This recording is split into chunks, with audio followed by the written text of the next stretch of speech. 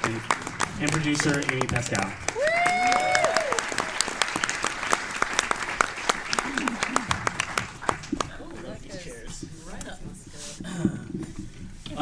Well, I guess first and foremost, congratulations are in order for all three of you for Oscar nominations.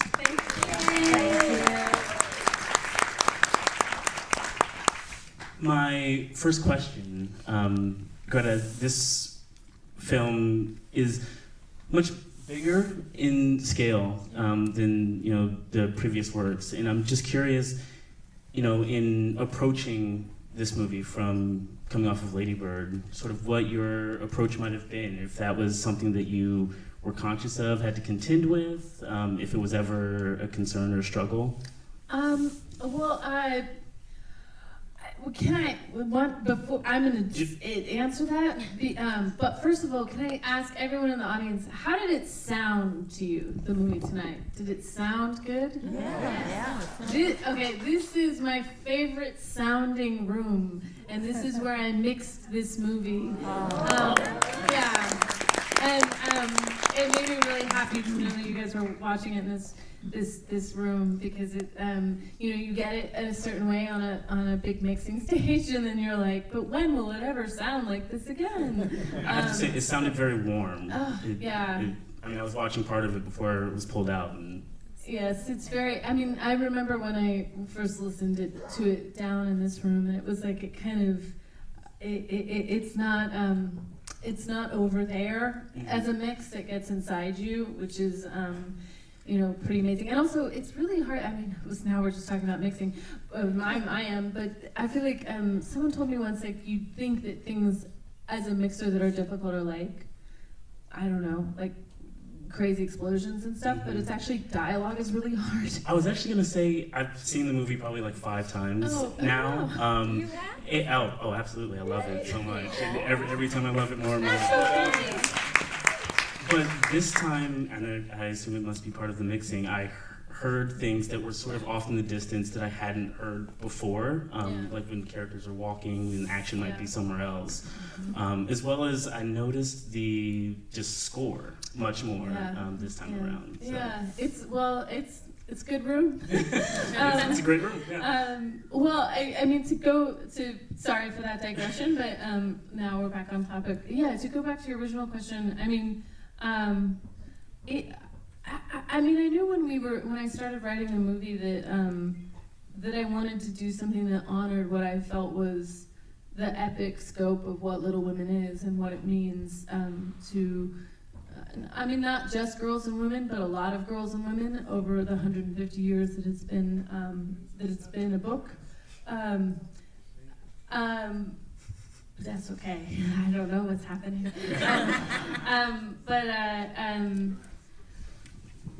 Oh no. Anyway, sorry. But so I wanted to do something that was kind of that had that scope, and it takes place over many years, like 12 years, and lots of different plot lines, and it needs a bigger budget to do this, and it also takes place in the 19th century, so it needed more bells and whistles, but it all came from the same place, which was just the love of this story and the love of the characters and kind of this burning need to make it. So even though the boat was fancier, the destination was the same. That's great. And Amy, I'm curious, was it difficult, as a producer, coming from that standpoint, like you said, 19th century, bigger budget, how did you know that Greta was the person to sort of entrust this boat to? I think that there's probably a lot of producers out there in this audience. I think the most important thing that you are as a producer is somebody who trusts their gut instincts. And when I met Greta, it was such a jaw-dropping experience. She had not made Lady Bird at the time. She had worked with Noah on Frances Ha and other movies, but I'd never even read anything that she'd written by herself. But she came in and had a meeting with me and Denise Denovi and Robin Swycord and some of the executives at Sony, and she had such a profound and clear idea for the movie that she was going to make. She was confident that she was going to direct the script, and that she put everything in the script that was the movie and everything that was in that original conversation, which was her inspiration and her ambition for the movie, she achieved. And she put it all on the page, and then she put it all on film. And I think that when you meet somebody like that, and they tell you what they're going to do, you just say, okay.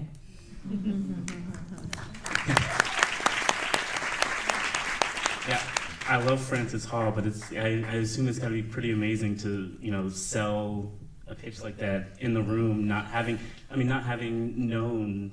Well, here's the thing. She wrote the script. It was brilliant.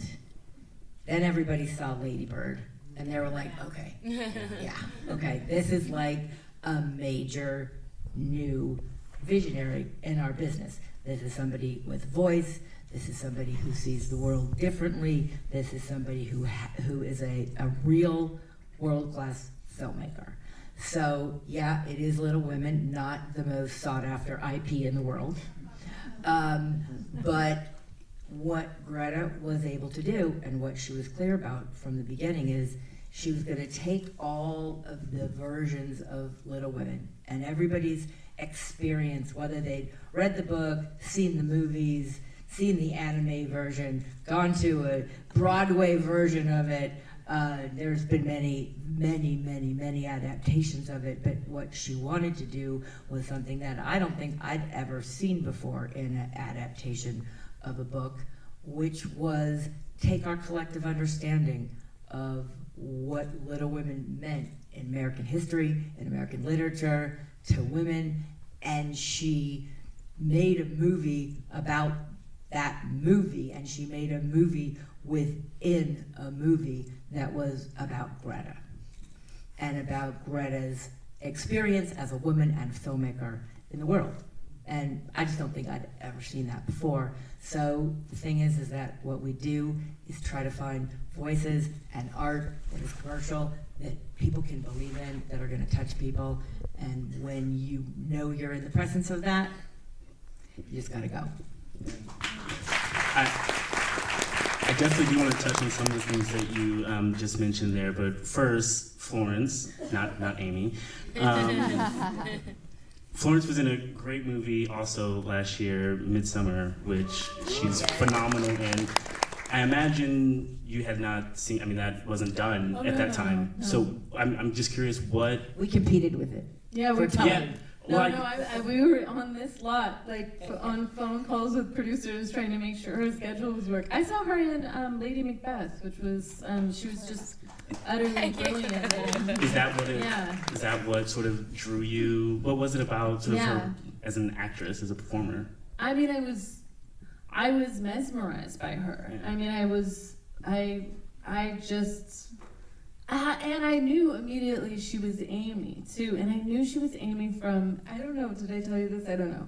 After I saw Lady Macbeth, I when you like an actor, you Google them and you find, and I found all these, anytime you're at an event or anything, and she's such a baby, she's, I don't know, you were 18 when you're going to things, she'd put her hands on her hips and look straight into camera with her little nose in the air. And I was like, that's Amy. That's confident. I was like, I know, I love it. I just felt this, I felt like I loved her, instantly. I loved her confidence. I loved the way she was. I knew she was so talented. And I think because I knew I wanted to do this kind of, not reimagining really, just sort of showing Amy the way I found her in the book, which was much deeper and more interesting than I felt like had really been explored fully.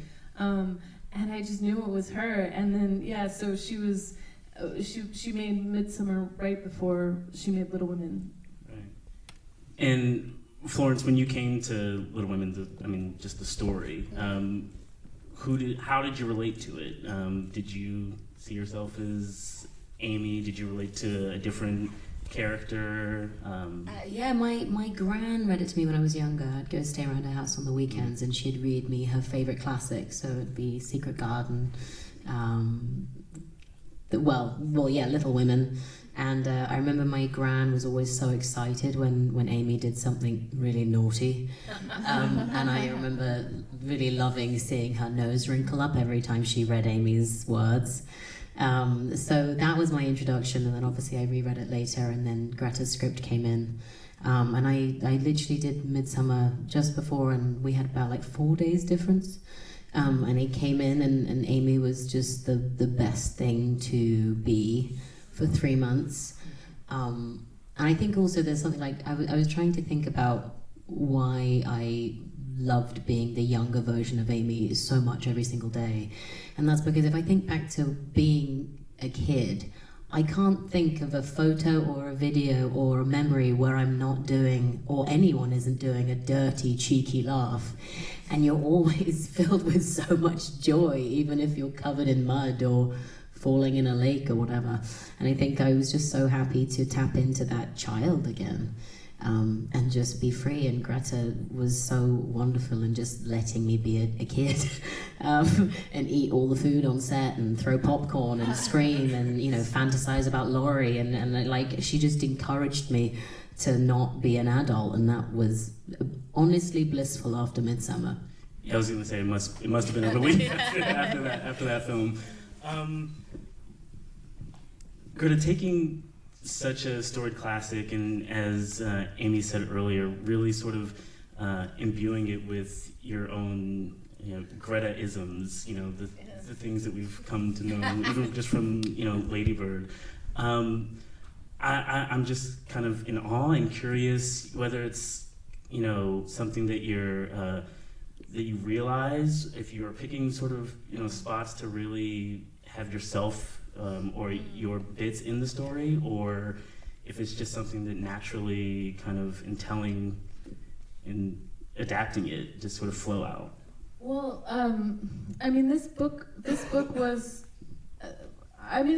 the reason I thought I could be a writer, that I wanted to be a writer, was that Jo March was a writer, and I read this book and reread it, and the truth is, I don't totally know, did I want to be a writer because Jo March,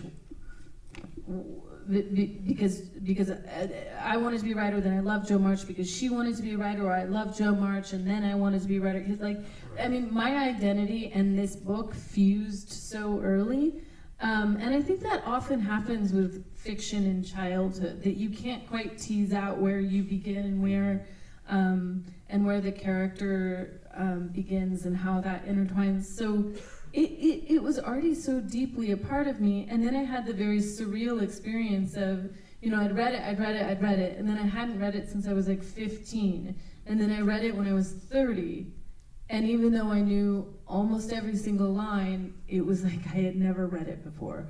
It was like completely modern and pressing and strange and relevant, and it was about exactly what my central interests are, which is authorship, ownership, women, art, money, and how that all intersects. And so I felt like it's deep inside of me in two ways, both the childlike part of me and then,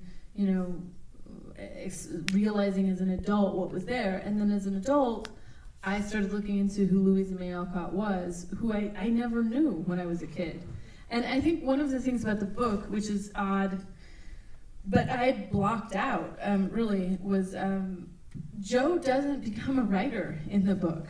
She says in the book she stopped up her inkstand, and she becomes a mother and marries a German man, and she opens a school, and I hadn't internalized that as part of her story. I had internalized the part of her that was the writer, because there is this weird double knowledge of Jo doesn't become a writer, and yet I'm holding this book. So someone wrote it. And so then later, researching Louisa May Alcott, and I find out, she didn't get married, she didn't have children, but she did keep her copyright, and she did make, she was like the J.K. Rowling of her day. The book sold out in the first printing in 2 weeks.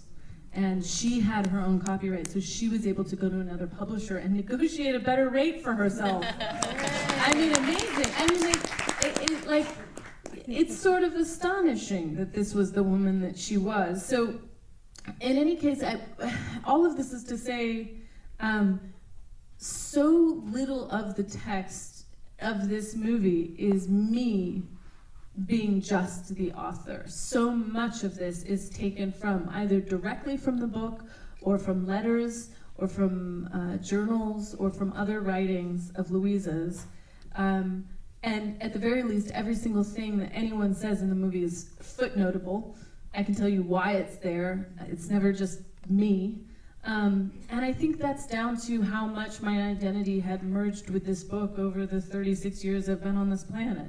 And so it's not like I had to be like, now comes the Greta part. I mean, there's maybe one joke that I can say that is mine. What's the joke? Oh, they're married or dead. Yeah. Got a big laugh when, Well, that's also just the constraints of 19th century fiction.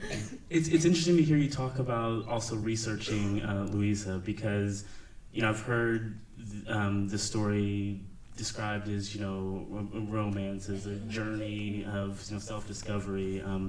But I've seen you talk about before sort of the women in money, specifically sort of the money aspect of it. And I imagine a lot of that sort of comes from just her story in real life. Yeah, I mean, well, money is all over the book, too. I mean, it is, and once you start seeing it that way, that's like, you can't unsee it. I mean, the first line of the book is, Christmas won't be Christmas without any presents. It's dreadful being poor. It's, it's 4 girls sitting around talking about the lack of money. And then you just see it, it's a theme the whole way through. And I mean, Amy's character does say, I've always known I would marry rich. And without any context of what that meant, that could sound crass, but one of the reasons I wanted to give her this speech about what women could or could not do was because it is the only decision you can make as a woman in the 19th century to determine your lot in life. But for Louisa, the March family of the book and the film, they're the sort of the genteel poor of like almost the kind of fallen from the higher echelons, like in an Austen sense, like the Bennets or something from Pride and Prejudice. But the Alcott family was wretchedly poor. They were poor, like they moved in Boston 30 times because they could never afford the rent. And her